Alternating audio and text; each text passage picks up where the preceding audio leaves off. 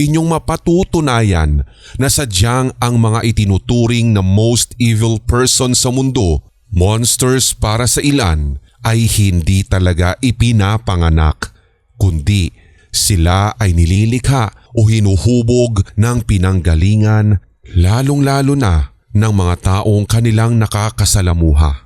November 16, 1957, nang imbestigahan ng pulisya ang tahanan ng mga Gain sa Plainfield, subalit wala sa hinagap ng mga ito na ang kanilang pinasok ay isa palang kublihan ng mga karimari-marim na sikreto.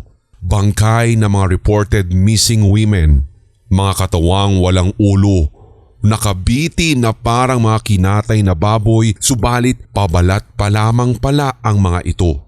Sa naturang tahanan, kanila ring nadiskubre ang ilan pang nakakagulat at nakakakilabot na mga bagay na ginawa ni Ed Gain gamit ang mga bahagi ng katawan ng tao.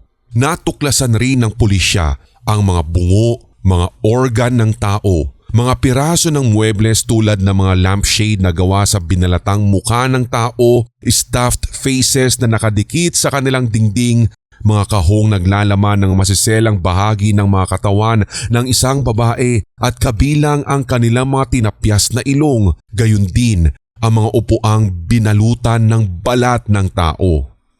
Ang layunin daw ni Gain, gaya ng ipinaliwanag niya sa pulisya kalaunan, ay ang gumawa ng balat na kasuotan upang muling buhayin ang kanyang namatay na ina na siyang naging obsession nito sa loob ng napakahabang taon. Sa episode na ito, so watch at your own risk.